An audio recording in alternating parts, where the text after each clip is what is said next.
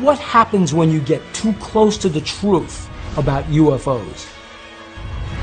Some say you get visited by the silencers. My son was shot in the head at point-blank range.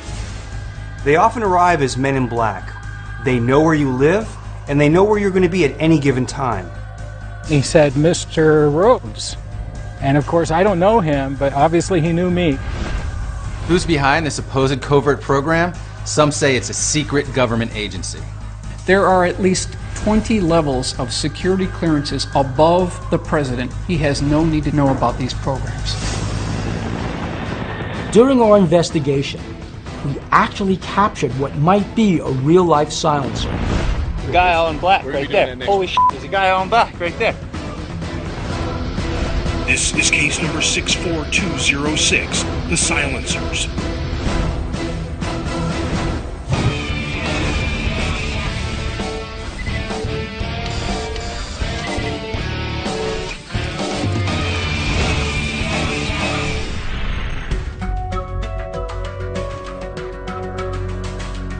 The one thing we have not investigated thus far is the story of the men in black. That's kind of the most menacing and threatening part of this field. Who are the people who silence the people who talk about UFOs? Men in black are real. Reports of men in black go all the way back to the 1940s when folks first started reporting sightings of flying saucers. And that's no coincidence. Well, I always thought it was just a myth. I mean, what do you have about men in black? I mean, if they are real, then they're more mysterious than UFOs. There's tons of video footage of UFOs. You hear about them on the news, and the same thing just doesn't happen with the men in black. All you have about the men in black, at least that the general public knows about, is purely fiction. The challenge that I'm going to have with this investigation is separating science fiction from science fact. If men in black are real, then why aren't they mentioned in the vast majority of UFO sightings? We have eyewitness testimony from people who have been visited by the men in black. We're actually going to be talking with people who were threatened, so we know that men in black are a reality. We just don't know exactly what or who they are. On the surface, the mere mention of men in black sounds so unreal and so unbelievable, but there are just too many witnesses and too many cases of men in black encounters to ignore. Men in black appear to be agents of some kind, who mysteriously show up after certain UFO sightings and attempt to silence the witnesses. They reportedly use fear, intimidation, and outright threats to keep people quiet. We have reports of men in black being Army or government officials, hybrids, part alien, part human. We even have reports of men in black being outright alien. In the beginning, they showed up just to retrieve evidence, but it progressed to outright silence.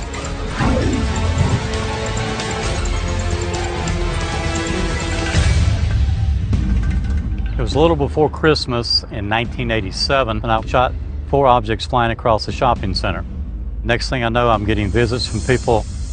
Danny Gordon is a radio broadcaster from Wytheville, Virginia. After talking publicly on his radio show about the strange UFOs he witnessed back in 1987, the men in black stepped into his life and changed it forever. We pulled into a parking lot of a department store in Wytheville, and we noticed some kids in the school bus were pointing up. There were 4 objects flying over the shopping center. So I got my 35 millimeter out and shot the 4 objects.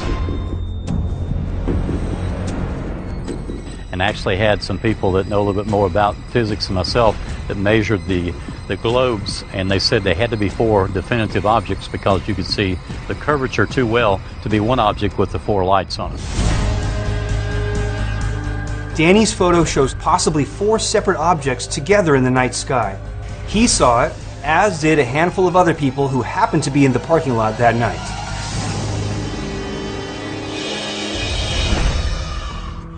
I was the only one standing on the top step and yelling about it, sending news reports to Associated Press, United Press, so it was going out from me, and I really never gave it much thought that it would come back to me as well. Of all the other UFO witnesses who saw the object that night, Gordon was the only one who was a broadcaster. Millions of people were hearing about Gordon's UFO sighting. And not long after, strange things started happening in the life of Danny Gordon. And I was invited to Virginia Beach to speak to United Press International. I took the photos to show them, but I left the negatives at home. I was supposed to meet with the folks at Oceana Naval Base and CIA headquarters, and when I called them, they said the general's not here, was going to meet with you. By the way, did you bring the negatives? And being an old dumb country boy, I said, no, I left them at home. When I got home from Virginia Beach, I found that my negatives, only those negatives had been taken. If the negatives just disappeared, that'd be one thing. But for Danny to tell the CIA that he left the negatives at home, and then to find the negatives missing, that just seems more than a coincidence. It doesn't sound like you were actually threatened at all. Did that ever happen in any way, shape, or form? What happened? I used to get telephone calls saying, you know, this is time you leave alone. It's a defense matter. There were government-issued black cars following me to home. The gentleman called me saying, if you talk to these reporters, you're going to put yourself or your family in very jeopardy. And I did. In 1991, the ongoing intimidation of Danny Gordon became more than just threats. It became actual physical violence.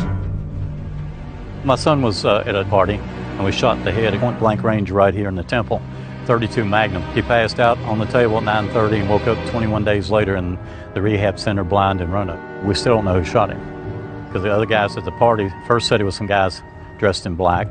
Then they changed the story and said it was him, and from 1991 to now, we don't know who shot him. Do you suspect that the men in black came to these witnesses and persuaded them not to continue with their testimony? I would hope not. I would hope not. So I said, if there's just an iota of a chance that it might have been connected to the UFOs, I told my wife, I cannot continue to do this and take a chance. Whether or not the men in black shot Danny Gordon's son remains to be seen. The incident frightened him so much, though, that he stopped talking about UFOs, period. Now, talking to us 18 years later, he's finally breaking his silence. Do you believe that the men in black are real, they actually exist, and what do you think their purpose is?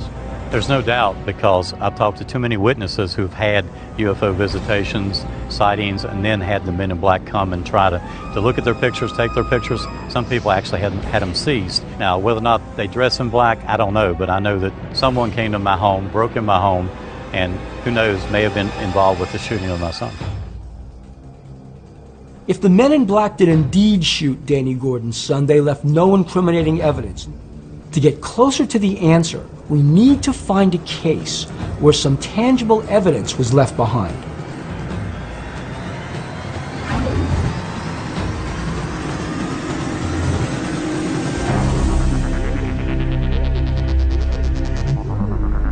I am Timothy Beckley. I took one of the only photographs of an authentic man in black. Timothy Beckley is a UFO author who had his own mysterious encounter with a man in black. Only Beckley was lucky enough to have a camera with him. In 1968, a rash of UFO sightings envelops the skies over northern New Jersey, and in particular, Jersey City. There were a number of cases where UFOs had come down fairly low and landed in a nearby park. And several teenagers had been very upset, and they ran and told their parents. One of the individuals that I was in touch with was a fellow by the name of Jack Robinson, who was the investigator on the case. And he actually claims while they were interviewing these teenage witnesses that they could see the black Cadillac parked down the street with the tinted windows, and every once in a while the window would roll down and somebody would peer out. While he would go to he worked in a bank in New York, he would take the PATH train over every day, and his wife would go out and do the normal errand shopping and everything like that, you know. And she reported while she would leave the building, there would be a mysterious person standing in the doorway across the street, dressed in black hat over its face. So we decided, well, we're going to take a drive over to Jersey City one morning, kind of to see if anything was really going on. Well, sure enough, we get there, and here is this individual standing stone-faced in the doorway with the hat pulled down over its eyes, dressed in the black, kind of looking like it didn't belong in the neighborhood. So Jim hands me his camera. I go and I lean out the window and I take a photograph of this individual standing in the doorway.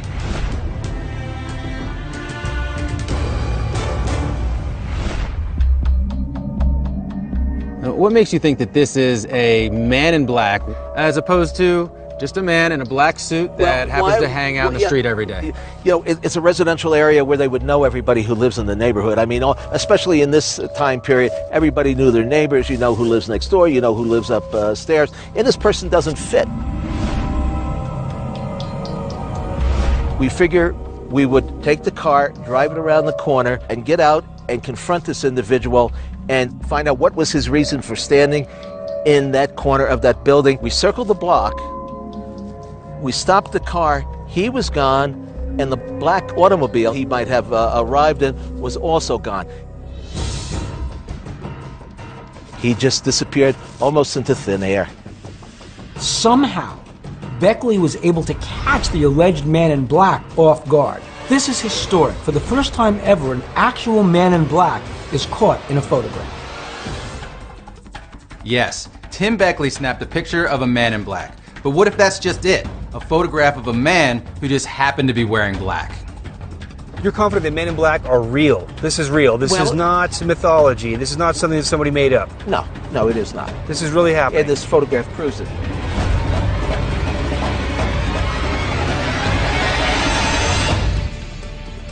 After looking at Tim Beckley's photo, there are no signs of digital or photographic manipulation. And the artifacts present in the photo are more than likely a byproduct of the film's emulsion. Tim shot this photo in Jersey City in 1965. The truck shown in the foreground is a first-generation Chevrolet C10 pickup, and this is probably a 1962 C10. You can tell by the rounded single headlight, the inverted windshield wiper on the passenger side, and the large rectangular side view mirrors. If this were a real man in black, he more than likely would have been aware of Tim's presence and simply wouldn't have allowed this photograph to be taken. Or because this is an urban commercial neighborhood with street parking and traffic, he might have just not noticed Tim's presence or simply just wanted to hide in plain sight. At this point, we have Danny Gordon's encounter with men in black who may be responsible for allegedly shooting his son. And we have Tim Beckley, who actually took a photograph of a man in black. So far, the men in black have been threatening from a distance. What we need now is to dig deeper and find someone who's been threatened face to face by men in black. Two men approached, dressed in black. They looked at me and says, "We'll see you again soon."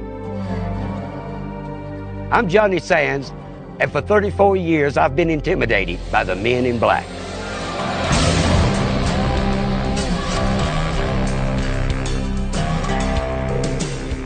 We're meeting with Johnny Sands, a country singer who in 1976, while driving outside of Las Vegas, had one of the strangest men in black experiences we've uncovered thus far.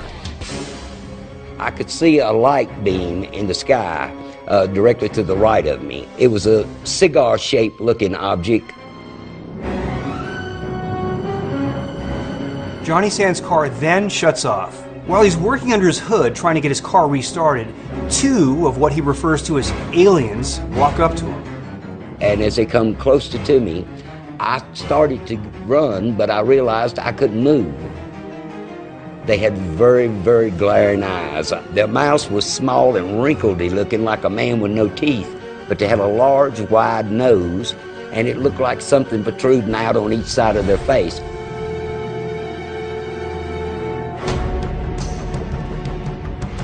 The one began to talk, but he wasn't talking through his mouth.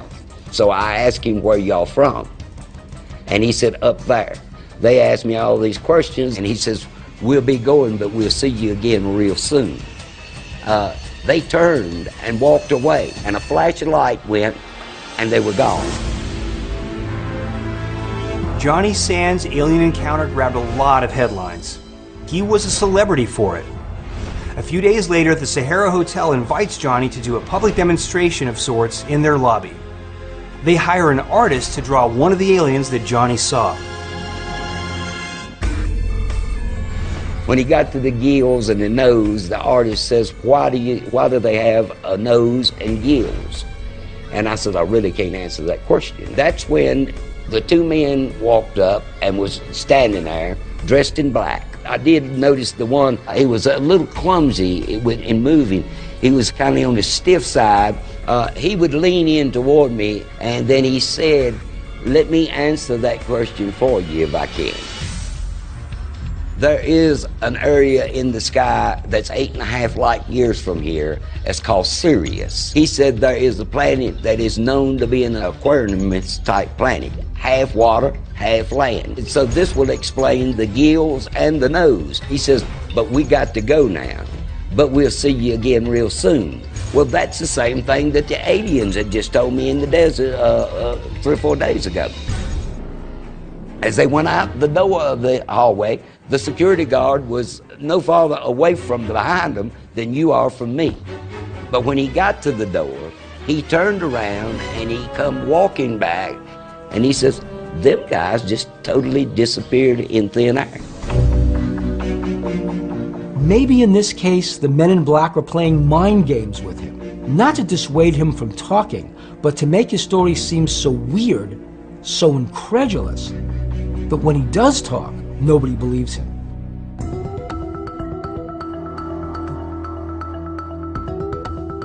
Johnny, this is Mike Brazel. Hey, Mike. Hi, how you doing? Good to meet you.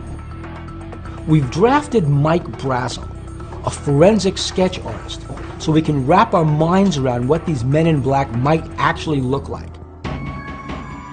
He had real squinty eyes, broad but stubby-looking nose. His hair is going to go straight back. Now, what would you say his head shape was like? Kind of boxy looking with a heavy-duty, broad chin. The mouth was not too big. What do you see there? Oh, put the black suit on him, that's it. 34 years you hold this picture in your mind, this is it.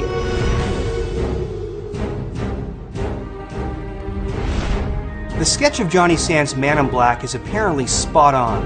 I get a sense that Johnny's actually disturbed by looking at it.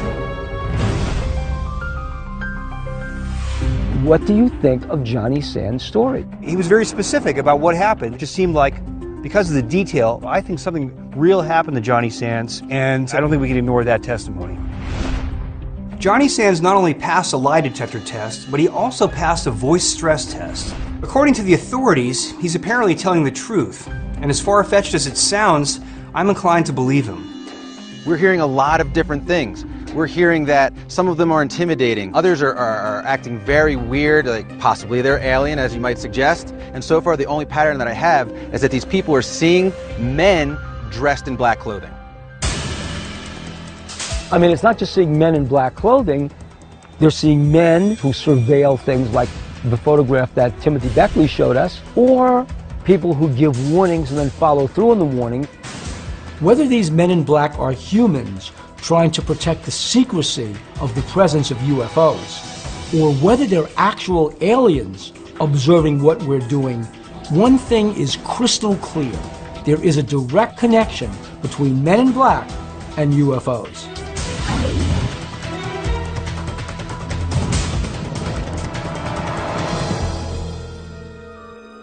We had pulled off to the side of the road next to the Grand Canyon Caverns. There were 2 men parked in a black car right where we were ready to pull off.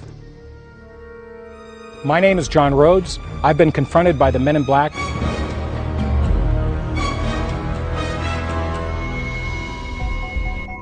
We met John Rhodes in a previous investigation when we were looking for an underground alien base in Dulce, New Mexico. In 1996, when he went looking for an underground base near the Grand Canyon Caverns in Arizona, he must have gotten too close to something important because a couple of bizarre characters crossed his path. I was coming here from Las Vegas to investigate the Grand Canyon Caverns. We're pulling into this pull-off outside a road. Here is a nice, shiny, new black car and 2 guys there in suits waiting for me. One was leaning against the car. The other one proceeded to walk up directly to me as I was parking. I got out of the car. The gentleman came over to my vehicle, and eye to eye, he turned around and he said, "Mr. Rhodes." And of course, I don't know him, but obviously he knew me. So these guys knew your name? Yes. Wow. They knew my name. More importantly, they knew I was going to be right there. I find it odd that in the middle of nowhere, two men suddenly appear and know John Rhodes' name. I don't think this was a random meeting. He turned to me and he said, well, you know, Mr. Rhodes, you can fall down out there and get hurt. You could fall down in some hole out there and nobody would ever find you again. And I knew this was a threat. And then what happened? They got back in their vehicle, and I didn't even see them leave because I didn't want them to think that they had intimidated me. Did they have any kind of identification either on their jacket or in their wallet? Nothing. As a matter of fact, when I looked at their vehicle, it just didn't have any dirt on it. It's not like somebody else drove by and some of the dirt kicked up from the road and covered their car. Their shoes were absolutely shiny. You could see a reflection off them, black. It didn't look like they had been there at all, as a matter of fact. It looked like they just stepped out of their car for the first time. A brand new car, brand new clothing, brand new shoes, everything, right down to the T. It strikes me as more than odd that in the middle of the desert, they had no dust on their car, no dust on their clothing. How do you explain that? You can't. Why would they warn you about this area? What were you looking for? What's here? You have to remember that only 3.3% of the entire Grand Canyon has ever been surveyed, which means that 96% of that, almost 1,900 square miles out there, have never had human feet set down in it. I think some of these ancient cavern systems that in this limestone for hundreds of square miles is perfect territory to build underground military installations. You don't have to take any dirt out. You just occupy an already hollowed out space. And if they're connected through cavern passages or natural tunnels, it would be perfect to be actually in this limestone area. So the geology of the Grand Canyon Caverns area is conducive to underground caverns, underground tunnels, and John Rhodes thinks a network of underground bases, perhaps connecting the Grand Canyon with Dulce and Area 51, all of which are reported hubs of reverse engineering and alien technology. This is incredible. If Rhodes' theory is correct, that there are tunnels connecting all these underground alien bases, could this be why Men in Black are showing themselves? Am I intimidated? I would say that I would be more intimidated for you.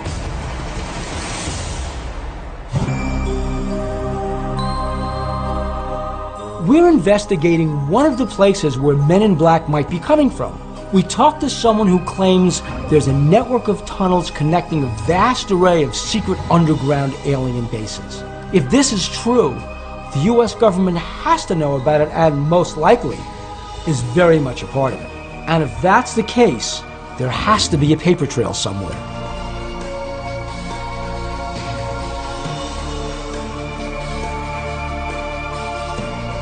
We're meeting with Michael Schratt, a military aerospace historian who, in his research, has figured out how the US government might be behind the Men in Black. So, Mike, let's get right down to it. Who are the Men in Black and who pays their paychecks? It's rumored, Bill, that the Men in Black are a covert government operation or organization funded perhaps by the black budget, somewhat embedded within the Air Force budget. How exactly are they getting their funding? Is this money coming from taxpayers? They would probably get their funding just like many of these other programs get their funding, from phony front organizations. The so-called black budget is an allocation of money towards the military and intelligence agencies. There is no accountability. How can we prove this? We have the actual Detroit Free Press article. This is dated February 8th, 1987, and here it says, "Secret ledger hides military projects. Pentagon black budget has tripled under the Reagan administration."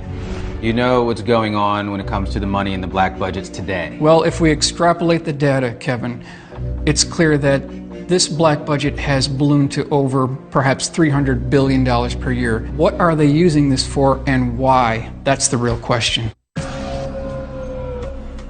Here we have the actual security clearance organizational chart, and if you start here at the bottom, it starts at restricted, then we move to confidential, then we go to secret, top secret, SCI, USAP. Above that, there are 28 levels of top secret crypto. The president is at level 17. He's cleared for the GO codes, or the nuclear launch codes. But then you'll see, in point of fact, there are at least 20 levels of security clearances above the president. He has no need to know about these programs.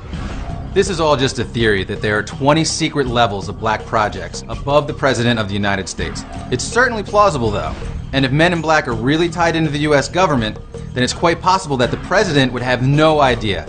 It's plausible deniability.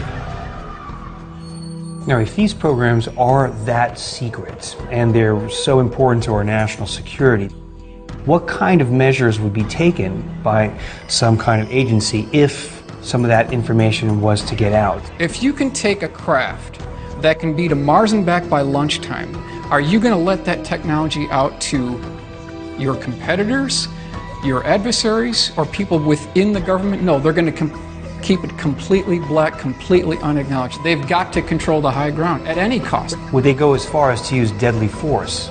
Without a doubt.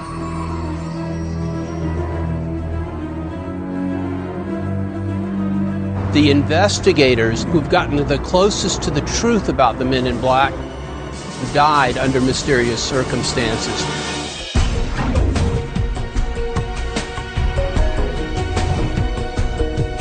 T. Allen Greenfield is a UFO researcher and author who's been investigating the Men in Black phenomenon for decades, and he knows just how far they'll go to silence people who know too much.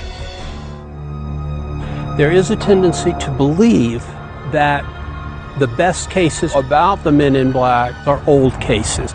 A lot of the later cases don't get the same kind of publicity for one simple reason. Most of the people who specialized in investigating Men in Black died off mysteriously. And none of them were older than their 40s or 50s. The people who got the closest to the truth died. One famous ufologist is the legendary author Morris K. Jessup, a pioneer. He wrote numerous books, and some researchers believe that when he got too close to the truth, the Men in Black silenced him once and for all. Jessup wrote a book called The Case for the UFOs. Supposedly, this perfectly well-balanced man who had no reason to commit suicide was suicided. He supposedly had asphyxiated himself in a car, apparently with such an elaborate way of doing it. It was obviously done by a third party or parties who had reason for Mr. Jessup to appear to have committed suicide. Police investigating on the scene said that it appeared to be a murder faked as a suicide. I believe that he was murdered because he had stumbled upon something in his book. He was a victim of what we can call the Men in Black. Another case of a UFO researcher dying an untimely death, allegedly at the hands of the Men in Black, is Frank Edwards. Edwards was at one time a very famous mutual radio network broadcaster who was indeed talking a lot about UFOs. His life was threatened. He ignored it. He continued to broadcast, and then he wrote Flying Saucers, Serious Business. Right. It's the only one that made the New York Times bestseller list, sold over 1 million copies. Not too long after that, he turned to his wife and said, "Mary, I have the strangest feeling," and dropped cold dead. Was a cause of death ever determined? They said heart failure, but he didn't have any of the usual symptoms one would associate with a heart attack. I think it was some sort of poisoning of sorts, and it was a warning to all of us who were serious about ufology. Officials ruled the cause of Frank Edwards' death an apparent heart attack. However, medically, an apparent heart attack and an actual heart attack are two different things entirely. And shortly after that, strike three hit. Jim Keith wrote a book called Casebook of the Men in Black, and he died of a wrenched ankle. Nothing else wrong with it. Young man in great health, strained his ankle, and was dead. According to recent studies, simple injuries like ankle sprains can increase the risk of blood clots, simply because blood tends to stagnate in the injured area. So dying from an ankle sprain, although rare, is possible. Maybe he had a blood clot, maybe he didn't. The probability is he died because he talked too much about the Men in Black. Always good to see you, and just be careful. Thanks, Alan. Thank you very much.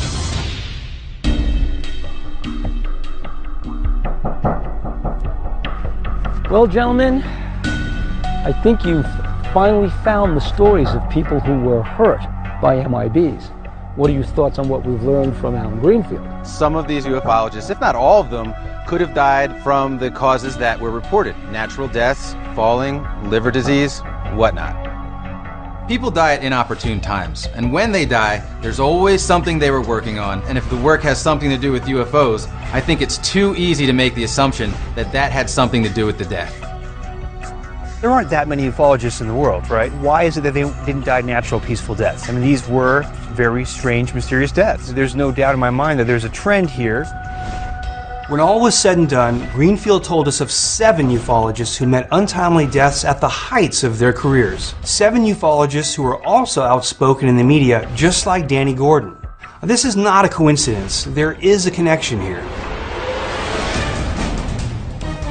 One thing we should do, find some more witnesses who will take us to a place where they encountered a man in black. Find a place where there are men in black. Find a place where men in black are guarding something, and see if we can bring men in black to us.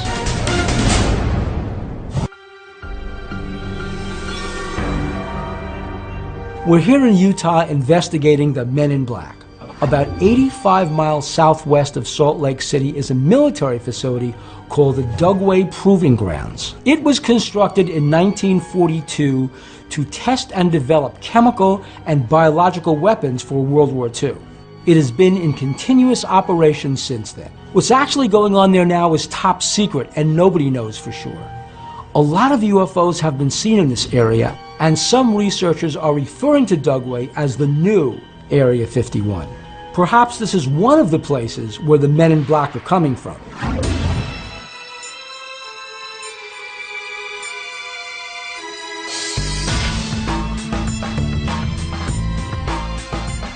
Hello. Kevin, hi.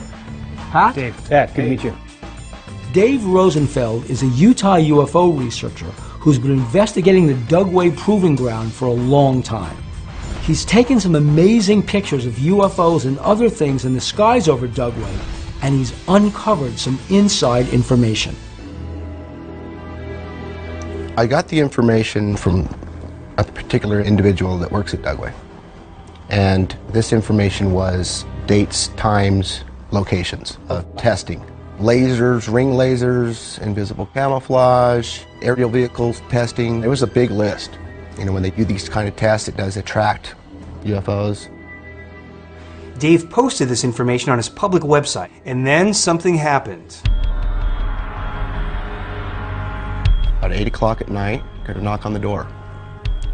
2 individuals, one's at the door, one's at the car, dressed in dark uniforms. Could you describe the car that they arrived in? It was a black car, 4-door. Any insignia on the car, numbers? Government plates.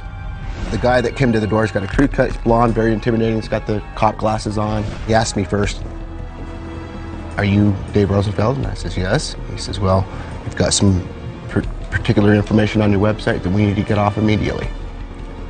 He more or less asked me if my computer was in the house. I said, "Yes." He said, "Well, can I come in and watch you take it off the website right now?" And I said, "Yeah, it'll be off in 10 minutes. He came in, watched me do it. It ended with them saying, we don't want to see anything like this again on your website. If we see it again, we'll be back, and you don't want us to come back." There are a lot of holes in Rosenfeld's story. If the government wanted to shut down his website, they could have done it from anywhere. But I have to admit that paying him a visit is in keeping with the whole Men in Black intimidation factor. How long was this information on your website before these guys came to visit you? About 4 days. Do you feel that the information that you had on the internet was worthy of this type of treatment? Is it that important? It was. Forensic sketch artist Mike Brazel was able to draw composites of Johnny Sands' Man in Black, Real squinty eyes, stubby looking nose. John Rhodes' Man in Black, eyes that were rather almond-shaped. The hair was almost like a military cut. and Dave Rosenfeld's Man in Black.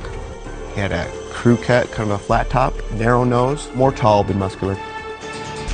3 separate sketches, yet there's an eerie similarity about all of them. Perhaps they're the same man in black that was captured in Tim Beckley's photo.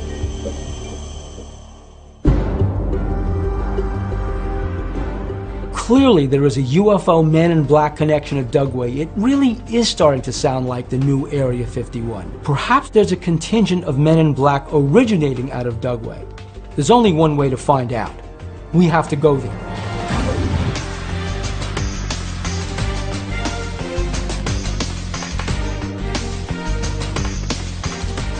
We're meeting with Ken Storch and Bob X, who were instrumental in our investigation of underground bases both near here and in Dulce, New Mexico.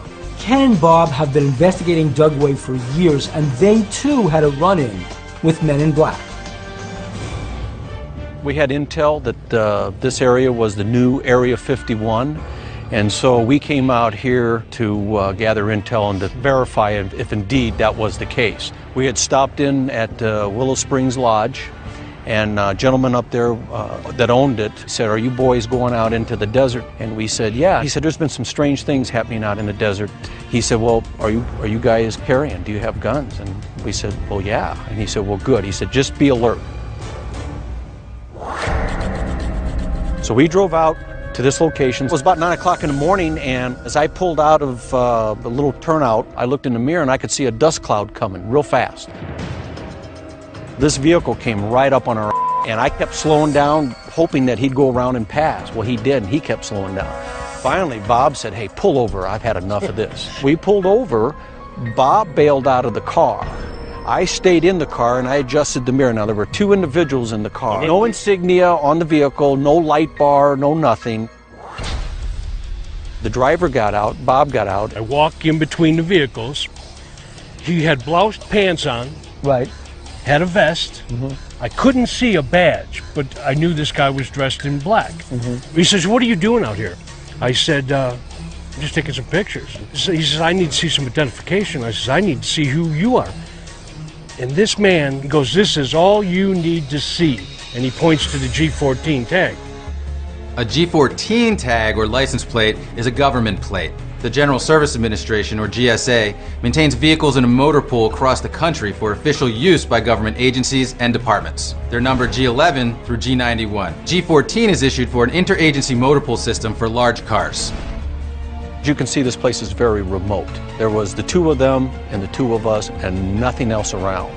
And it could have gone south. So I had my weapon down between my legs. I had the driver's mirror focused on him and the rear view mirror focused on the passenger. They were expecting to intimidate us into giving up what we were doing and you know, pretty much drop to our knees and you know, the Holy Grail type of thing. Well, it didn't happen that way. After that, got back in the vehicle, we took off. He followed us all the way to where the road turns, and we went to Vernon, and he went straight, but he was still on our butt.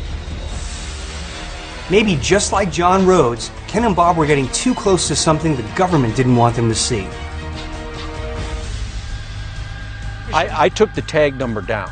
And what'd you find out? Well, it was very interesting when I got back to my jurisdiction, because I was active law enforcement at that time, and I ran the tag, and it came back to a white Jeep for Bureau of Land Management out of Park County, Colorado. And this wasn't a Jeep. And this wasn't a Jeep. So I called the Park County Bureau of Land Management supervisor, and I said, "Do you have a vehicle with this tag number?" And the supervisor goes, "Sure do." And I'm looking at it right out my office window. And Park County, Colorado is 450, 500 miles away. That tag number did not belong on that vehicle. That raised all kinds of red flags with me. It's all adding up. Men in Black have a long history of impersonating people. And now these 2 Men in Black are apparently caught in a lie. Perhaps those G14 plates were actually taken from another vehicle. Well, let me ask you a question. We're standing here right now. Yep. Do you think there's an eye on you? Absolutely. You better believe it. And they monitor the communication. We've been told that a number of times. If you're on the radio or if you're on your cell phone, this whole area is being monitored. But we're on public land now. Why are we being monitored? Well, the base is right there. No sooner do we start talking about being monitored by Men in Black when 2 helicopters appear overhead. You see that, Kevin? Yep. Here they come. They're going to come right over the top, boys.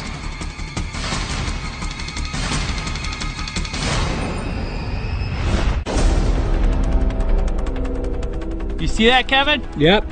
Here they come. They're going to come right over the top, boys.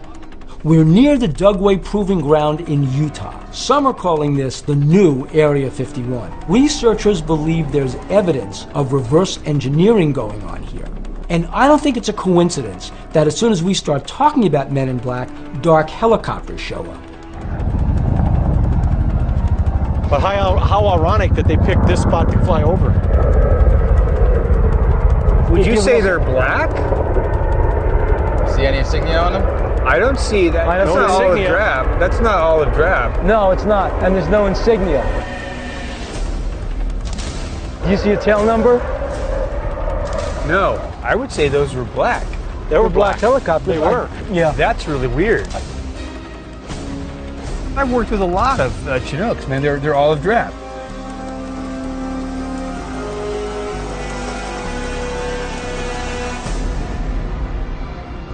What do you think is going on? Who are these guys, and what are they about?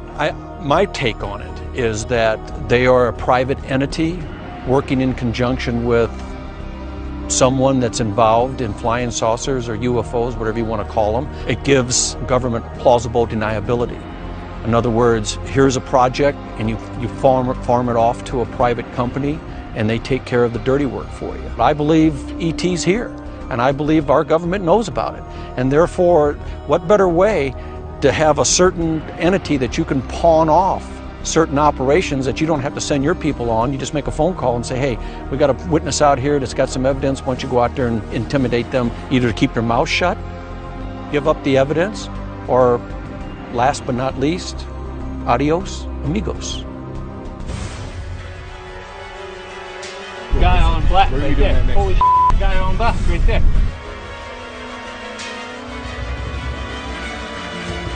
Is he on black?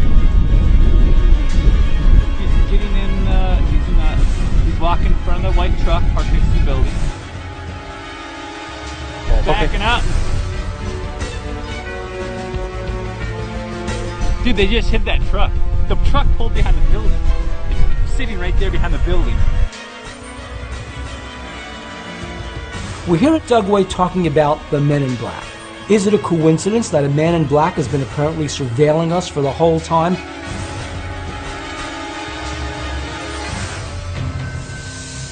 Well, look, there's no denying. Men in black were surveilling us. Between the photo, all the eyewitnesses, and the helicopters, and now this, it seems to me that there's a very strong military connection to the Men in Black.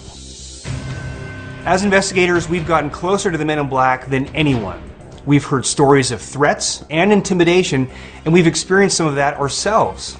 They're real, and they know more about the UFO phenomenon than anyone.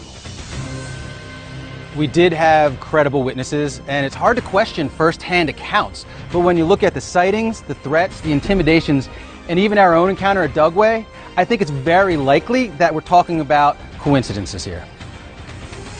Between the helicopters on a routine flight path and a maintenance man working the grounds, like many UFO sightings, these are just chance encounters. You guys are missing the big point.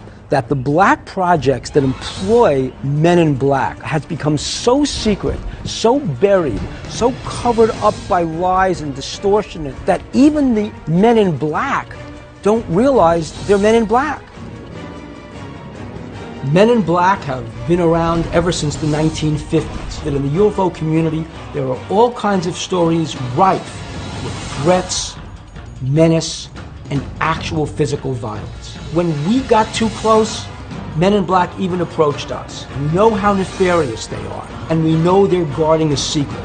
And they will go to any lengths to keep that truth from being disclosed.